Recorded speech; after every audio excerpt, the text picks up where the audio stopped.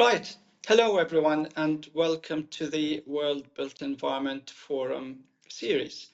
My name is Samer Bagain. I'm a fellow of the RICS, technical director at Arcadis, and a professor of planning and resilience at the Universities of Kent and Imperial in England.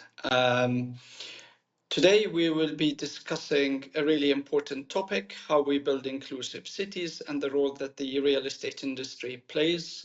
In this regard, we're doing this in partnership with our friends and colleagues at Cushman and Wakefield, and we have a really exciting panel for you today.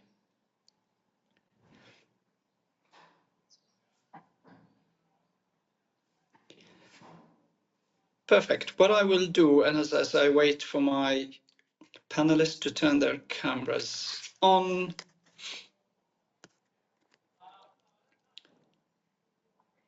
perfect. So I think we're all here. So we've got a really exciting panel for you, everybody. And what I will do is turn to Sophie, Guto, and Matt, only because that's the order they are on my screen, and invite them to just say a couple of quick words about who they are and what they do. Over to you, Sophie. Yeah, very nice to be here. Thank you so much. My name is Sophie Schuler. I lead applied research across Europe, Middle East and Africa at Cushman and Wakefield, where we research the intersection of buildings and people in the broadest sense of the word. Outside of my obligations to Cushman, I also teach and am studying for my PhD, looking at the intersection of urban strategy and public health. Fantastic. Thank you, Sophie. Guto. Hello, everyone. I'm Guto. I'm talking from São Paulo, Brazil. Hope everybody's doing well today. So I'm an architect and I'm a professor. So in my studio, I've been doing different types of architecture, interior design, product design, and master plan, always guided by innovation and sustainability. So I hope I can contribute with my vision on innovation and a little bit from South America as well.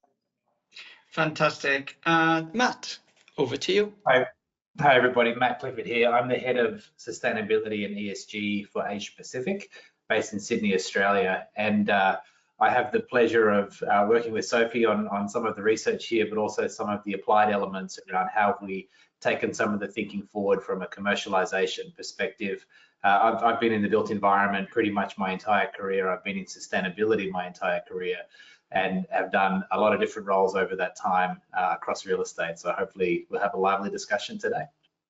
Fantastic, thank you all. So we do have over 400 registrations for this webinar, so hopefully we can have a good discussion when the Q&A time comes. Do please submit questions to our panel and feel free to do that as we go along. They will be picked up and seen by us as you type them in, and hopefully that will help us just bring the conversation to life for you. If you are new to these webinars, to these WBEF webinars, you can see, and if you're new to GoToWebinar, see that you can submit questions anytime just using the question box on your screen, and we will pick up those as we go through. We hope to speak, as a panel for about 45 minutes, and then we'll probably open up the Q&A afterwards. But if there are any questions that are, that we think we should address as we go along, we will also do that as we go through the session. Right. So if we go to the first question we've got on our list. Fantastic. And the first question is, what makes an inclusive city, and why they are important? So if we perhaps spend a couple of minutes each, everybody, and then just discussing this, and what we will do is we will go in reverse order, I think. So if Matt, I start with you, and then Guto, and then Sophie on this one. Gosh, I thought you were going to start with Sophie, so now I'm going to have to come up with a good answer straight off the bat. I can start with Sophie. That's also fine. It's okay. It's okay. Look, I guess it's a great question, and part of the reason we were involved in this research project is this topic of inclusion has been a little bit difficult to pin down. And I mentioned before, I've got a background in sustainability, and a lot of the discussion in that part of the universe has been quite tangible. You know, it's easy to think about things like energy and carbon and water, but when you come to something like inclusion, it's actually a little bit, it's a broader topic, you know, and you can see here on the slide here, it covers a broad range of things, and it's probably easier to feel through experience. You know, we've been to places that feel inclusive, that feel vibrant, that feel like a great place to be, to work, to live, you know, to have a family. And, you know, I guess that's probably an easy way to describe it, as saying it's something that you can feel and look at. I'll defer to Sophie in a moment to perhaps put more of an academic slant on some of my ramblings there. But, you know, in terms of why it's important, I mean, I guess there's a wealth of benefits that come from creating inclusive cities, not the least of which is that I think it allows people to do their best work, you know, and letting people thrive in all different aspects of being themselves. Fantastic. Sophie, shall we go to you, and we'll then go back to Guta if you want to just maybe build on what Matt said. Sure. I mean, I totally agree with you, Matt. I mean, for me, inclusive cities are cities and urban environments that prioritize people. That's it at its simplistic core. They don't prioritize cars, they don't prioritize economic growth and asset acquisition, they prioritize people. And they prioritize and distribute resources for a whole range of people, not just certain subsets of the population. So inclusive cities are really cities that consider the role and needs of their citizens first and foremost at its broadest context, regardless of socioeconomic positioning, regardless of identity, regardless of gender or religious affiliation, that really starts to speak to providing environments that people can really flourish and thrive regardless of your background. And just there's some examples on the slide, and of course this is a very high level overview. You know, when we think of inclusive cities from the perspective of real estate, we always think of bricks and mortar buildings. And one of the things that I'm incredibly passionate about, especially working with developer clients, is that you don't own a building, you own a part of a city. And that city has many stakeholders, first and foremost, the citizens of that city. And again, I just like to call that out from the perspective of the real estate industry.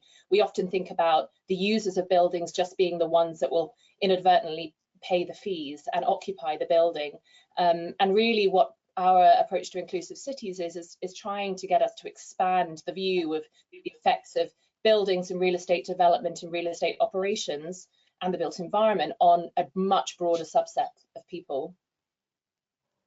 Terrific. Thank you, Sophie. Uto, any thoughts on this particular question then? I would like just to highlight, especially coming from the South Global, for us, and I think for me, inclusive cities, a lot related to the freely possibility of walking around the city, like which bodies, which color of the bodies, which gender, which age are able to freely walk through the city. This is so safety is a major topic for us from the South Global, and I think this must be one of the most important pillars for creating inclusive cities. Which type of bodies, which bodies are able to walk freely in the city? This is a question we should be asking ourselves every time we design and create a city or a project. Yeah, and this idea of safety, I think it's critical, isn't it? We've done a bit of work, or I've done a bit of research work in Lima actually on gated communities, and we're looking as to why people feel they need to gate and build fences up, and how that actually then creates a number of, if you like, sustainable and possibly inclusive bubbles within the city. It's the idea that I think Saskia Sassen in one of our books, the intro, sort of suggested it's how the elites in some respect kind of connect across cities and across the globe, so it becomes part of a global movement. Sophie, the slide in front of us has the availability of high quality affordable housing, and I think that's a big challenge for cities. It's a big resilience challenge. I was at a panel this morning where 3 different cities flagged it as their top priority, asks of government, which is, funding in order to build affordable homes. It is a big challenge, isn't it? Huge. It's possibly one of the biggest challenges, I would say, facing the built environment at the moment, aside from climate change and decarbonisation. And I think it really speaks to the essence of what inclusive cities or inclusive environments really stand for, which is humanity. This always sounds kind of existential and a bit dramatic, but it is that dramatic. The provision of high quality, affordable housing for people should be a basic human right. And one of the challenges that we have within our society at the moment is that some people aren't treated like people. And I come from an area of the world where even potentially, and I go out on a limb here saying the lowest standard of housing is still relatively, in comparison to other parts of the world, somewhat provisioned in terms of sanitary facilities or running water, etc. But there is a significant part of the global population that don't have access to basic human right provisions. So if we think about it in the construct of the city, you know, now what we're seeing is a lot of trade-off discussions going on, all under, if you like, a capitalism umbrella. We're starting to see some shoots of post-growth capitalism, which is really trading off economic growth for social and alternative outcomes. So, for example, I'm based in the Netherlands. We have a big conversation about the fact that we produce one of the most efficient farming environments globally with our greenhouses, etc., that unfortunately produces a significant amount of nitrogen. It also takes up a huge land mass that can't be used for housing. So now what we're starting to see is some of these discussions around foregoing economic growth in order to acquire land and be able to build affordable housing. The only thing that I would call out again from a real estate perspective on this is that the public-private partnership between urban strategy and governmental organizations and the private capital wealth that then develops these housings, this for me is an area that is still quite fundamentally broken. And we still need to have quite a lot of dialogue between governmental organizations and private institutions that are responsible for developing housing to make sure that we balance that economic and social return. Yeah, fantastic. And we've had a comment from one of the delegates sort of suggesting that, or at least their definition of inclusive cities means cities that provide equal infrastructure, social amenities within best practices.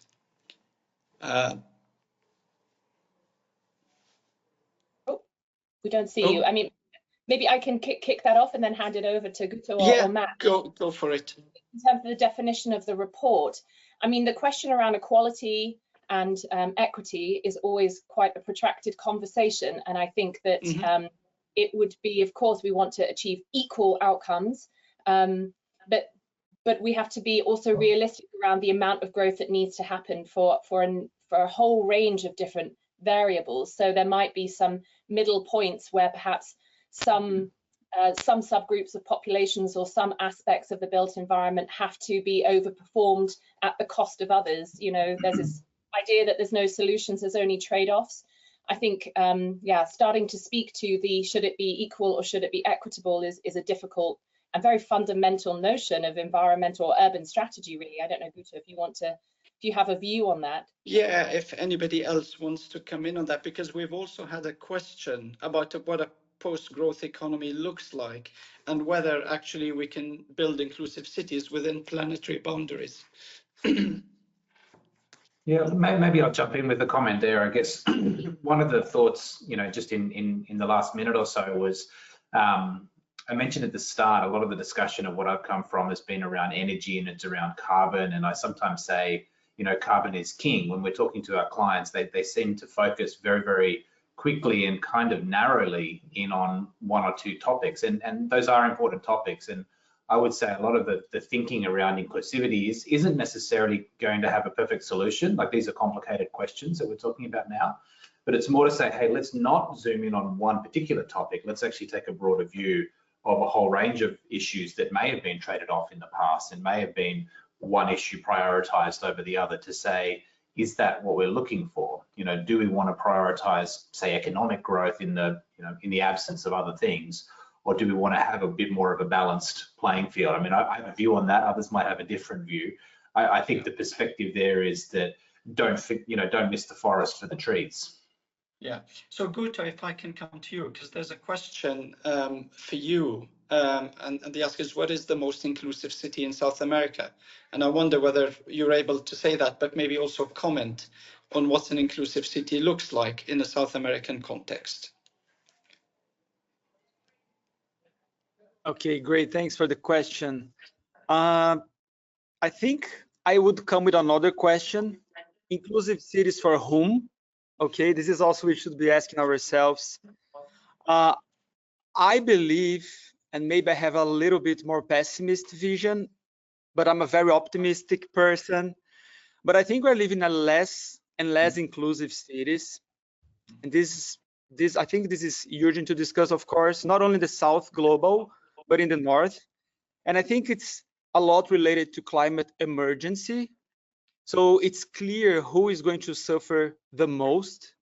When we think about inclusive cities, we must talk, of course, absolutely about climate emergency. And our cities are not prepared for what is about to happen.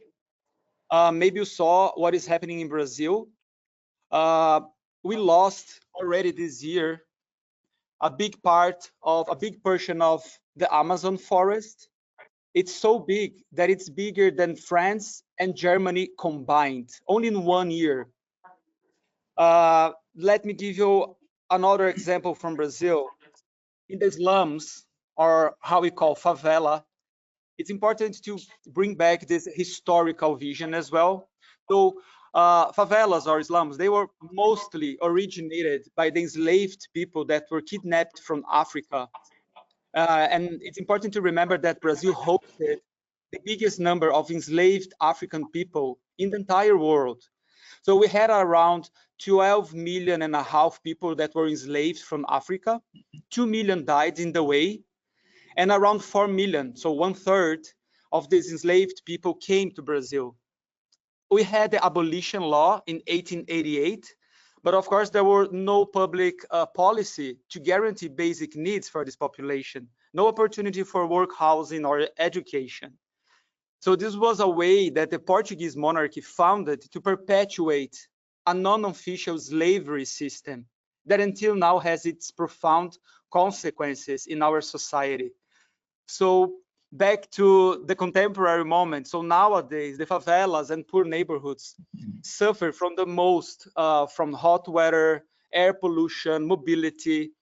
So we can't forget also the lack of art, education in those places. So climate justice is an urgent topic, and it's indeed related to all the ideas of inclusivity. And I think similar scenarios happen across many cities and major centers. And in Europe, for example, when we think about the increasing number of immigrants and different neighborhoods that comes searching for peace, better conditions of work and opportunities. So I think one of the most important conditions for inclusive cities is to give these better human conditions, as we are talking here, to those neighborhoods.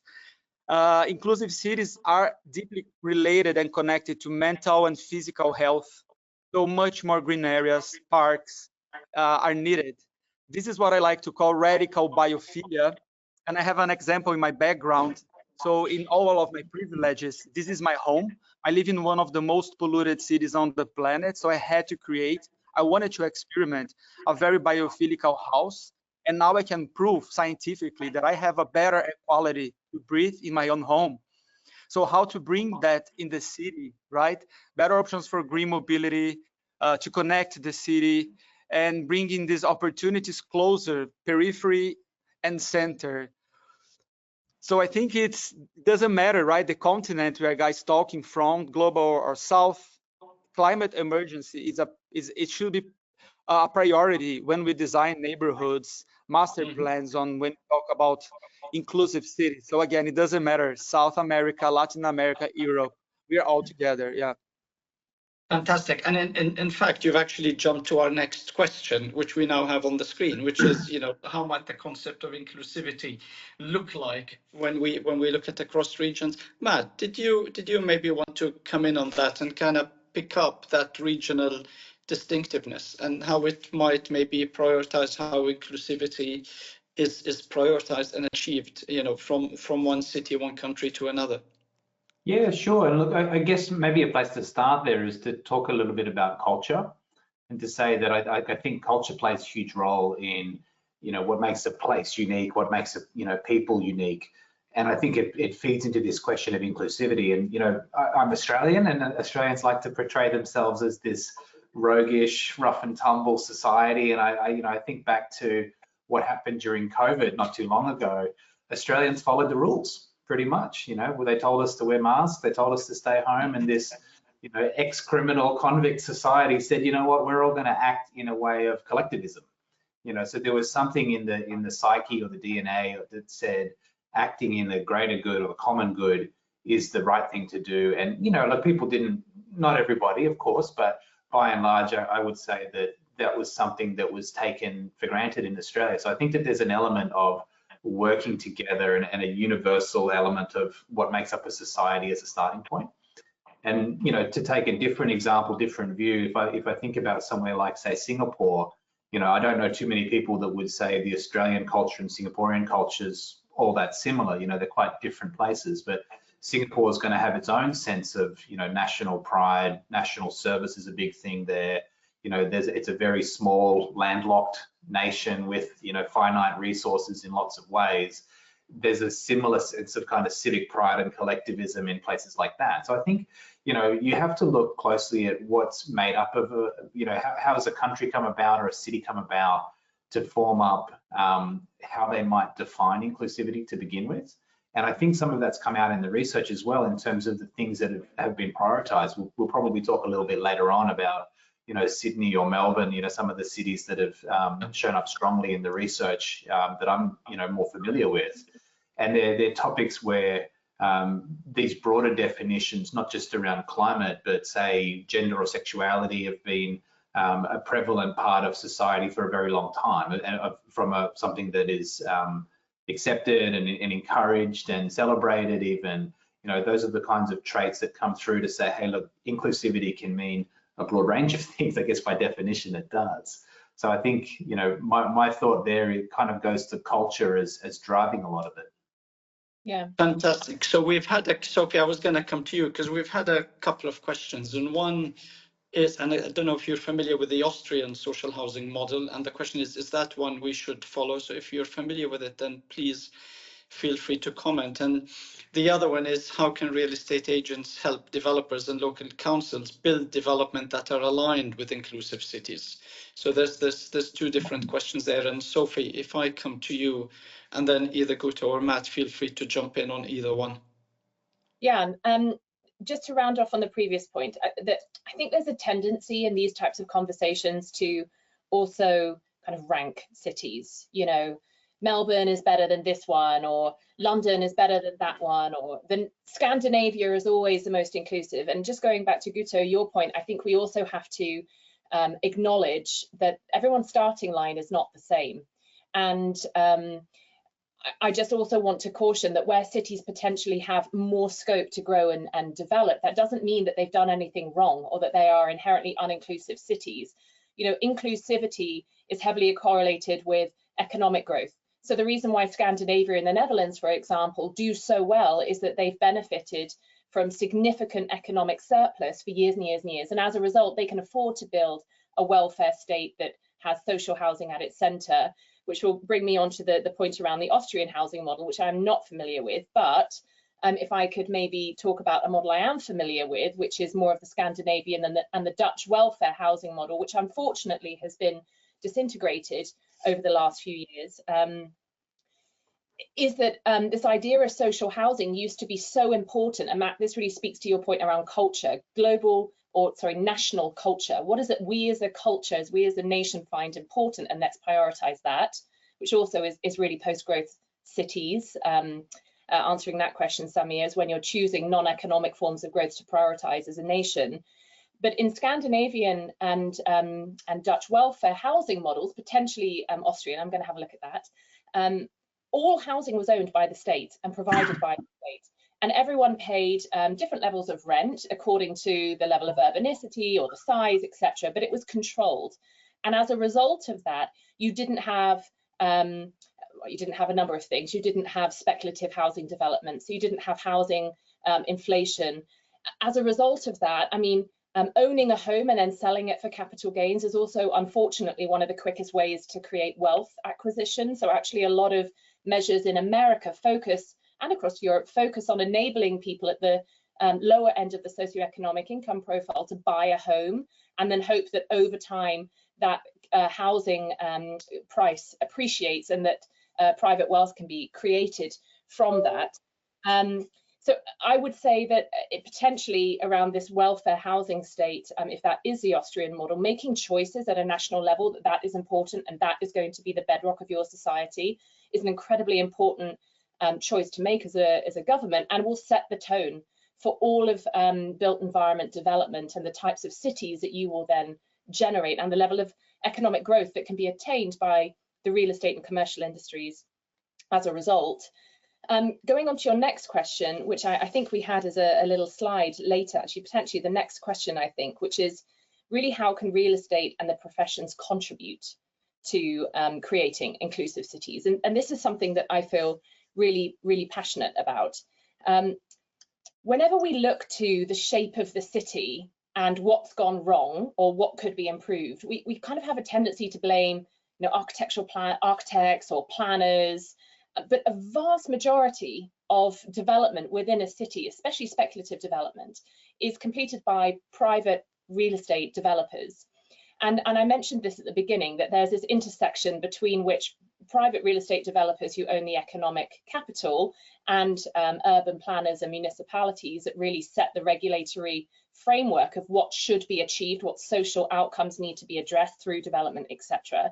Something in that relationship for me is not working as effectively as it should. The balance is off, and we see, across the world, governments that have such little funding that they need to be able to be more flexible with real estate developers, or real estate developers now being required to materially change the economic model of the industry, which they're of course struggling with under its current construct. So there needs to be a redistribution between this intersection in order, I believe, to make the environment more conducive to be able to use the built environment as a social tool to address a lot of these social outcomes. So for me, the real estate industry is possibly one of the most critically important industries in order to affect change. And yet, if you engage with real estate in an academic and a teaching capacity, as you do, Samir, as I do, we really only teach and think about buildings as economic assets. We don't think about them as social assets. And that's, for me, one of the fundamental issues of what we as an industry need to change.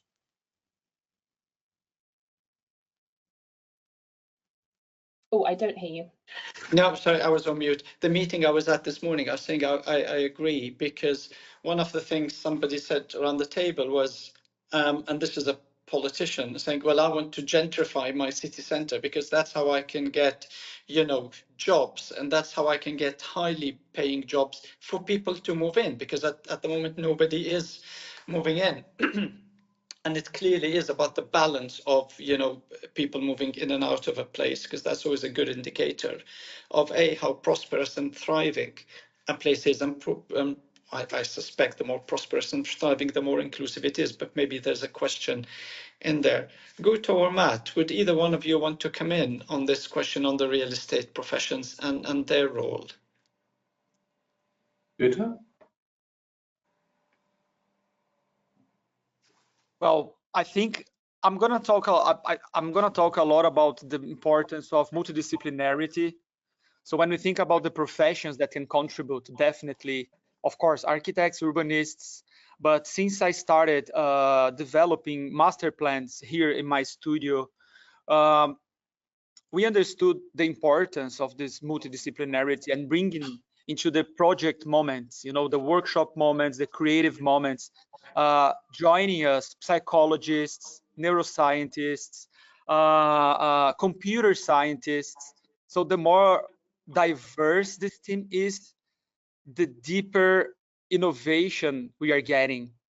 So I'm curious to bring to the table as diverse and as multidisciplinary professionals to contribute. Yeah, and in fact, this next question, which magically appears on our screens, it says, how can architects, urban planners, I don't think they were in your list, but then how can they work with other stakeholders and collaborate? But also, I think critically, as we've come to find out, is work with local communities, because particularly for architects, this idea of co-creating designs, simply because it takes a long time, it takes a lot of commitment, it takes a lot of effort. Some architects are better than others in doing it, particularly when it comes to a project And if you're on a tight budget, if you're kind of limited to what the brief actually is, you may not necessarily do co-design. But where we've done co-design here in the southeast of England, for example, places like the Ebbsfleet Garden City, where we've co-designed over a 12-month period, a hub for the community where a lot of activities and functions were co-located. You found that's actually successful, and then you secure community buy-in, more importantly. So was there any thoughts from you on perhaps achieving this joined up approach, or maybe securing more community engagement in a design process? Absolutely. So I think first, I already told about the importance of this multidisciplinarity and how it's changing the way we've been doing architecture and master plan in the past years. And secondly, to get really innovative projects, we must add, for me, this maybe might be the most important condition, which is, again, diversity, which is key. So if I'm in a room and I've been traveling around the world for my projects or teaching and or doing this creative workshops. So it doesn't matter which country or which company. If I'm in a room with a group of people to supposedly create an innovative project, any kind of project, but everybody around me is white or the majority is men, all the same age, definitely and absolutely no deep innovation is going to come from that room. So fundamental pillar, again, is diversity and multidisciplinarity. So the more, the biggest different background, the more creative. So again, in this horizon of climate chaos, and I'm pushing back to this topic because everything's gonna change and it's changing super fast. It's urgent to look to this world from new perspectives. I think we should repeat this every single day, every time we wake up in our work. We must look to the world from different perspectives to perceive our built environment and the way we are living through these different lenses than those we wear at Western societies, which are fundamentally oriented by this Eurocentric, patriarchal, binary, monotheist historical heritage, always supported by the white privilege. So I've been thinking a lot this and how we should decolonize our thoughts in the way to perceive this world and the cities today.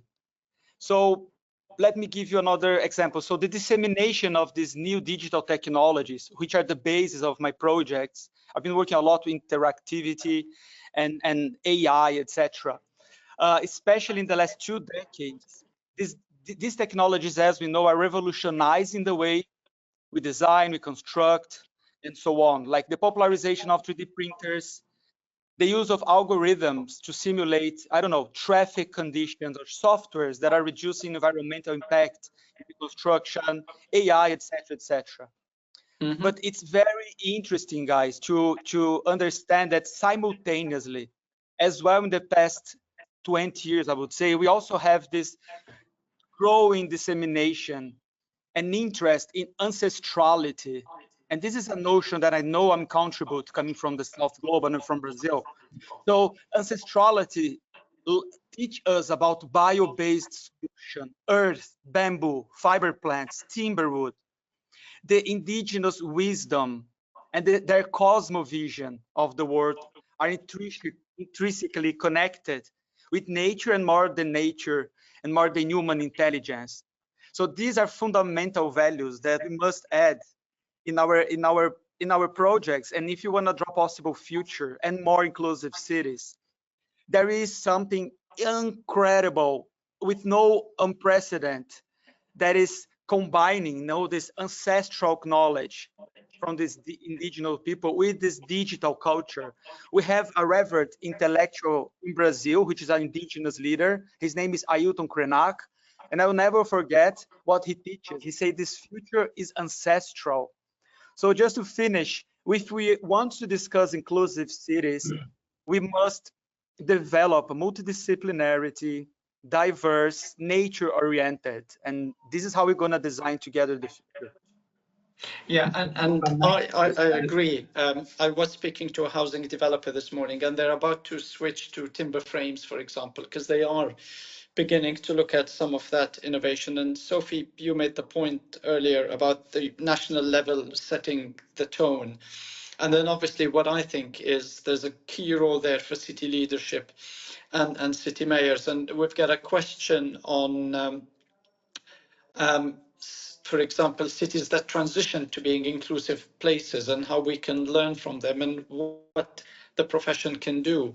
And two really good examples, and we worked with both mayors in both Athens and Thessaloniki in Greece, and this is during the Syrian refugee crisis, to integrate people in and to actually look at housing options and housing solutions. The International Rescue Committee, the IRC, came on board, as did a number of the humanitarian agencies, to develop a framework for inclusivity. So it's kind of that kind of collaboration and co-working, you know, if you like, and really made a difference. And we've got another question on, for example, you know, looking at the work that Jane Jacobs did and what citizen engagement and inclusion could look like. And I wonder whether either you or Matt want to come on these, and particularly this idea of measuring inclusivity in cities, and how do we do that? You'd like to take that one, Matt, and then I'll talk about measurement? Yeah, sure. Look, I guess, and it's kind of reflecting on some of the earlier questions as well. I think this is a huge topic, and I don't think the takeaway should be that this is overwhelming. You know, I actually think there's simple steps that anybody can take to start making steps towards more inclusivity as we go. You know, and just to take a very simple example, you know, we work a lot with owners of real estate. And those owners of real estate spend a lot of money on different things. They spend it on supply chain, on, you know, materials, on different contractors that work in their buildings. You know, redirecting some of that supply chain spend to say, rather than me put that money out to the cheapest possible bidder and I'll favor the biggest companies that will come in and do work, how can I start redirecting some of my supply chain spend towards smaller businesses, you know, female-owned businesses, Indigenous-owned businesses, locally owned businesses, little things like that. So I think this topic of inclusivity is so broad, but in a way it could become overwhelming. I think it's actually really important to kind of not forget the little stuff and say some of those little things can add up, you know, and if you do enough of those, that's just one example, you could start to say, hey, wherever we came from, maybe wasn't as inclusive as it could have been, but we started making these incremental steps. We've started looking at our business, looking at our activities across the things that we can influence, and raise the question of, is there a more inclusive way to do this? Is there something else that I could do tangibly and incrementally? And look, measurement will be part of that. And you know, financial expenditure is sort of one element there. There's different methodologies. I'll let Sophie talk to this in a little bit more detail, but I wouldn't be overwhelmed by the enormity of it. It's a huge topic, but there's simple steps within this. Yeah. Fantastic. Yeah, Sophie, do you want to maybe talk to the work that you did on the barometer? Yeah. Yeah, and I think two things. Number one, in the report, we actually break down for occupiers and developers and investors and different groups of stakeholders from a real estate perspective, things that you could do. So I just want to kind of signal to people that there is quite some practical suggestions in the report, so do take a look at that. And I think the other thing I just want to comment on, I know, Matt, this is something that you say a lot, which is that people don't experience the city as a whole. I live in Rotterdam, which is a really small city, but most of my daily interactions across a year or a lifespan are really confined to certain neighborhoods. So actually breaking down the city into neighborhoods, I think is also, I know, Matt, this is really your point, that's a really powerful tool, because that's really the point at which you can affect change across a broader scale, but still have it be relevant to the community in which it's serving. So I think that's something to call out. In terms of the data and how do you really measure inclusive cities? So Guto, right at the beginning, I think you also mentioned, you know, this topic is so subjective. And one of the things that we really wanted to do was to try and put a point of view out there that would take away some of the subjectivity and start to categorize types of variables and metrics that we could look at to identify really what constitutes inclusive cities. And we did this via a literature review. So we looked at a whole range of academic and non-academic literature to identify, you know, how do you define inclusivity? And they came up with 4 quadrants. Well, actually, to be totally transparent, they came up with 5. So here you see social inclusion, economic inclusion, spatial inclusion, and environmental inclusion. The 5th was political inclusion, which to a large degree we extracted for obvious reasons relating to the built environment. But under social inclusion, for example, this is really speaking to inclusivity of different subpopulations, migrants, net migration. It's speaking to tolerance and personal freedom, whether that's around LGBTQA+, gender, religious affiliation, linguistic fractionalization, health and well-being metrics. So really looking at the quality of life, disability adjusted life years. Guto, you mentioned air quality issues within certain cities in South America. Air quality and urbanism is completely correlated with a whole range of negative physical and mental health outcomes. So for every kilometre that you live closer to a central urban location, you're significantly more likely to die from all-cause mortality. And that's something that we as custodians of the built environment need to explore in a little bit more detail. But it also looks at things like population density, looking again from a climate perspective.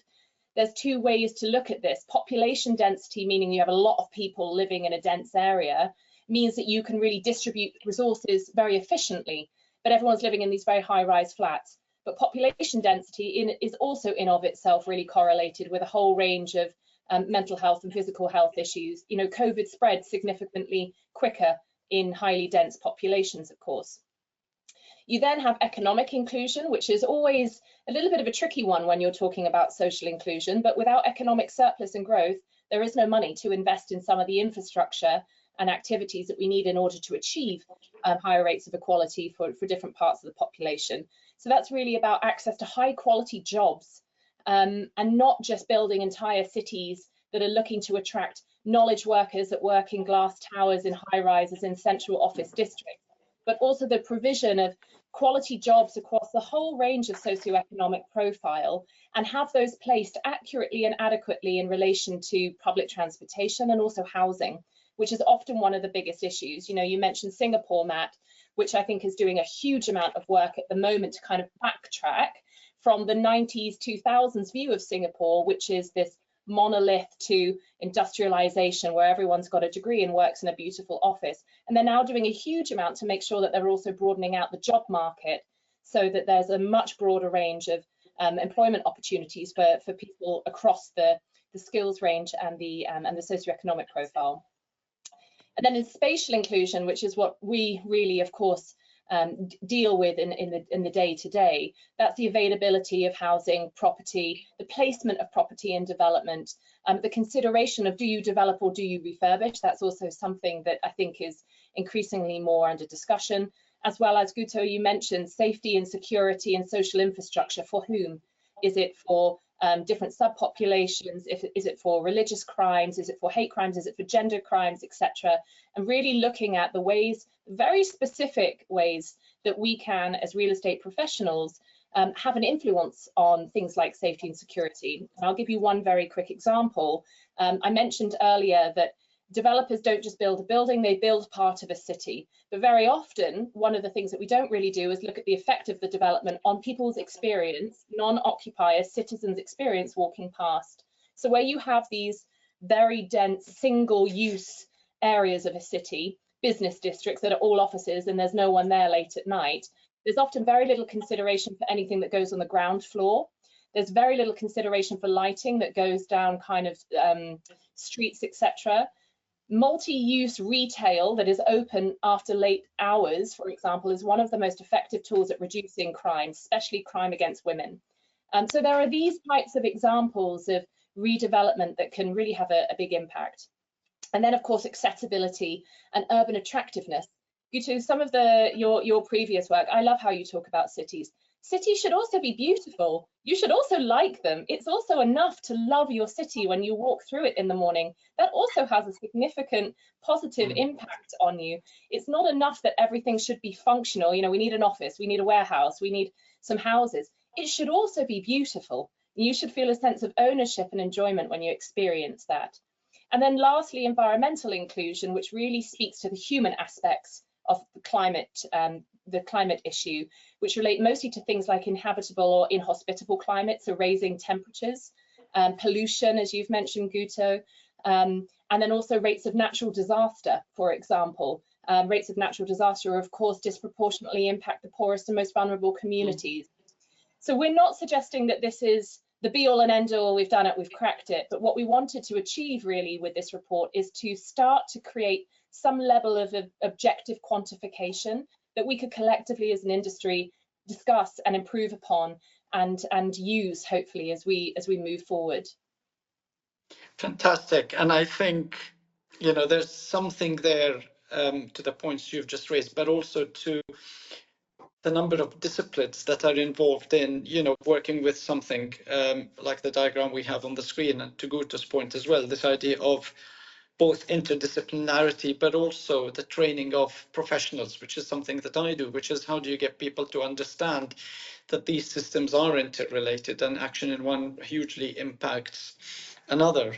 And we do have a question on health, for example. You know, the other day we were talking at an event about resilience and equity, and actually health equity is a big part. And I guess like inclusion, it's how do you make it actionable in a way that it becomes the bridge between disciplines, because surely inclusion is in this respect the thing that all of these disciplines have in common as an end goal, but also as an action, both for governments and mayors and city leaders and citizens and NGOs and, you know, resident organization and neighborhood organizations and so on. Really, really key actors in this process, aren't they? I think we can move on to our next question, because it kind of we're taking this to the next level, which is trying to think of some case studies, you know, and I know we've touched on these tremendously, but again, you know, Guto, Matt, and Sophie, is there anything further, I think, that we can say, particularly on how cities became inclusive, of how cities are on the road to being inclusive and so on, and what lessons can we learn? Because, you know, in my world is we say, well, particularly if you look at resilient cities, because resilient cities are cities where communities can not only, you know, survive, but thrive, you know, in the face of disasters, and in thriving, becoming more inclusive. Are there any particular cities that kind of teach us some lessons here? Yes, I would like to add on this question something that Sophie so beautiful and clearly told us, and I truly agree, which is, as designers, as architects, could we also provide more empathetic cities? So let me answer you, Summer, and give you some examples. So I truly believe that adding technology into the surface of the city, it's also an option to add new value, to add poetic, to add possible empathetic new relationships between the citizens. So practical example, we've been working on developing urban furniture, different types of urban furniture. It could be benches, it could be a bus station, it could be a square, but adding technology, so adding microcontrollers, adding LED lights, adding heartbeat sensors that measure the heartbeat, so the happiness. So there are different ways of using technology to measure or to give data visualization or to give feedback about how we feel.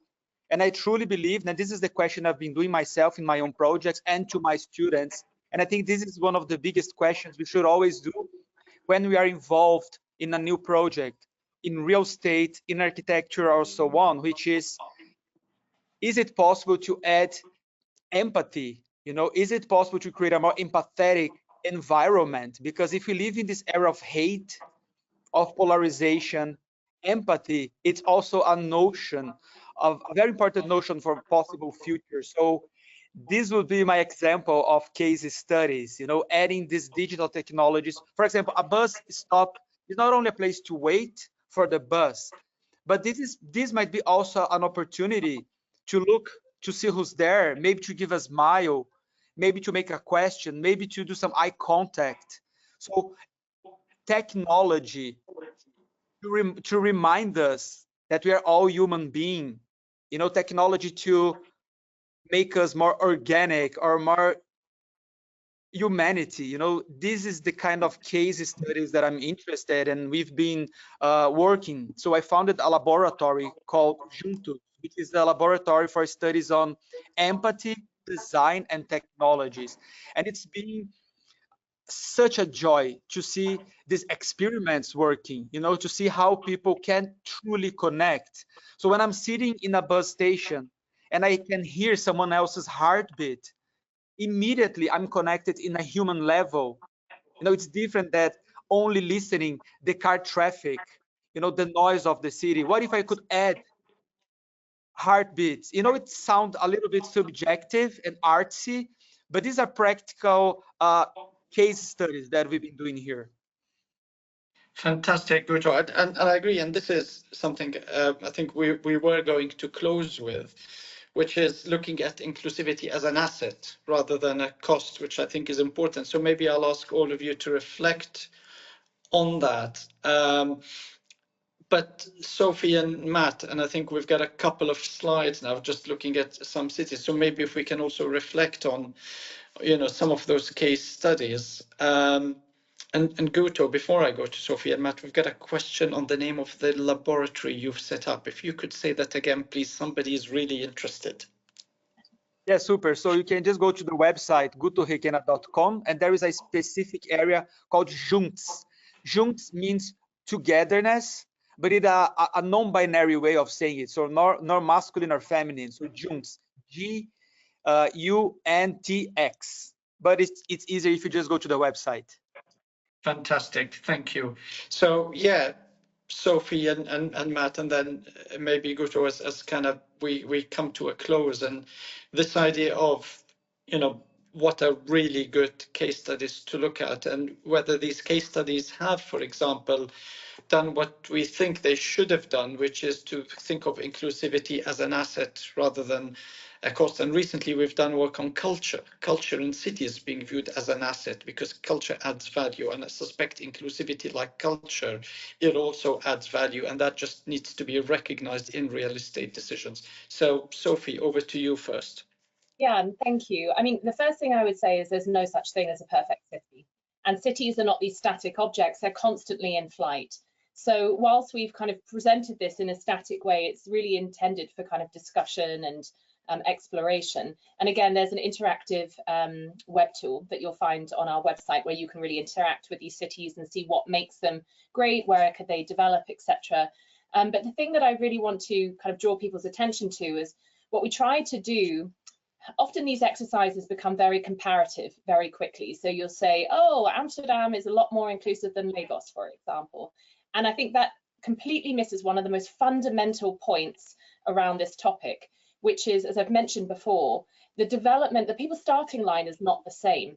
The reason why Scandinavia and the Northern Hemisphere have typically tend to be so much further progressed is that they benefit from small populations, some of them oil and natural minerals, and of course, a difficult history, may I say. And as a result of that, they've been able to develop a lot of economic gain that they have then been able to subsequently reinvest into either welfare states or high quality social infrastructure. So down the left-hand side, you can see that we've tried to categorize these as mature urban centers. So these are really centers that have historically very strong reputation and history of social inclusion. And now we're starting to see kind of shoots potentially of this post-growth capitalism, the trade-offs, if you like, of foregoing certain levels of economic gain in order to invest in other social and non-economic outcomes. Then you have these social drivers. These are really like the biggest bulk of our cities, if you like. And these are cities that if you could consider really excel in certain aspects, but still through a whole range of kind of controllable and non-controllable causes, still have quite a way to go in terms of inclusivity. So I take London, my birthplace, as an example. You know, if you think of London, London is one of the most amazing, multicultural, beautiful, wonderful cities. It has one of the best public transportation infrastructures in the world. It also happens to be the most expensive. It also happens to have one of the highest prices of housing and one of the quickest and most diminishing reductions in social housing. So again, it has some really excelling points, but it has some really some points that could also benefit from further consideration. The category for me that I'm very interested in are the two lower categories, and that's the emergers and rapid risers. So you'll probably not be any surprise, at least in an EMEA context, that a lot of these emergers and rapid risers of where they sit. But these are really cities, if you like, that have, for whatever reason, been slightly more lagging in terms of their development and progression, and certainly social inclusivity, but a lot of them also political and economic inclusivity. I'm looking at some of the Eastern European cities, for example. You know, we're only talking about the last 50, 60 years where they've been able to really start to invest in building up their own national infrastructure, let alone starting to address kind of the underrepresentation of certain population groups. The one thing I would say, again, take a look at our website, is even in these areas, there are still significant and really wonderful examples of where cities and nations are trying to address certain types of exclusivity, if you like. So the Middle East, for example, of course, has a significant way to go in terms of representing something that we might assume from our perspective to be an inclusive society. That's also, by the way, quite a fundamental question, because it's around national identity, not just global identity. But yet there are pathways in Dubai, for example. There are now significant amounts of governmental activities that are looking to create pathways for undocumented migrants into the country, which is one of the most significant barriers of inclusive progression in Dubai, at least, is that a vast majority of the people who live and work there are undocumented. So even in some of these more emerging cities, there are examples, and I'm optimistic, also because I think we have to be, at the opportunity for cities to really improve and grow. But I think that we can only do that from a point of acknowledging that those at the top have also had some level of unfair advantage, and therefore there needs to be an unjudgmental and cohesive and supportive way in order for us all to elevate and improve the inclusivity within these cities. Fantastic, thank you, Sophie. And that feels like a really good point to nearly close on. We're not there yet. Guto and Matt, is there anything maybe you'd want to say on this idea of, you know, I think going back to the last point, which is inclusivity as an asset rather than a cost, perhaps, just again by way of a closing comment, or anything else that you want to close with? Maybe just a very quick comment from my side to say, look, I think the proof is in the doing. You know, I think once you make a start, whether you're a city government, you're a property developer, you're a corporation or a business that occupies space, it's get started. And I think that the value, the asset will be proven out from doing what you do. You know, and it will come in different ways depending on who you are and what you do. But I've got no doubt that people will see benefit from treating inclusivity as an asset, not as a cost. Fantastic, thank you, Matt. Guto, if I can come to you. Very quickly, so I just want to add this idea that might be interesting for us to think, which is, of course, it's amazing when we have the opportunity to create a new skyscraper or a big urban area. We like to design the new, to create the new, but I'm more interested, I think, in this notion of hacking the city, you know, creating systems that we can plug into the existing city, systems that add value, that can create a better quality of life around it. So I can plug into the buildings or into the city or into a square technology, art, gardening, you know, greens. So, and there is a big business that can come from that. So not only creating the new or not only requalifying, but using this notion of hacking what already exists might be something really sustainable and creative, and maybe might be a possible path for the future of the cities. Fantastic, thank you, Guto. And I think we're nearly at time. I think if I finish off from my part by thanking you guys for what has been a really, really good discussion. I think we've had lots of questions on the chat as well. We've had a very engaged audience. So thank you to the audience as well. A big thanks to Cushman and Wakefield, again, who partnered with the RICS on this webinar. And, the webinar is recorded and will be available to view later, along with links to the reports.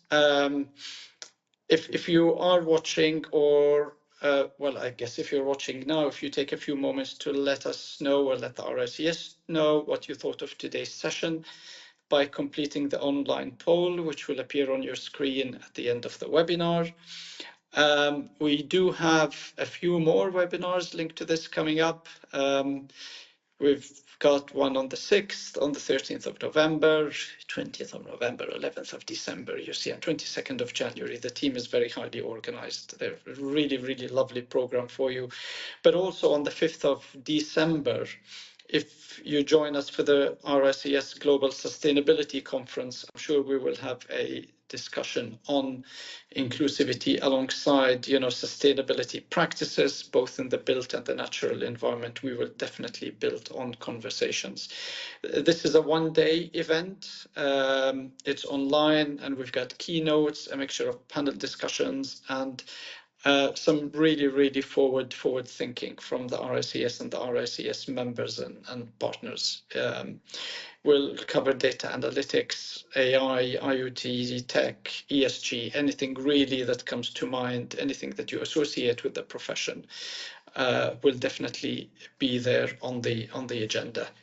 If I then conclude again with what I think is a lovely call to action, which is that, this particular event, hopefully it's got you to think differently about cities, about inclusion in cities, about what makes for inclusive cities. For me, it's really tied up with this agenda on equity and resilience and sustainability and climate action and everything else. It's really, really about how we make cities more sustainable and how we as professionals improve and set the tone. I think I love that word. So, set the tone for a sustainable practice in the future, moving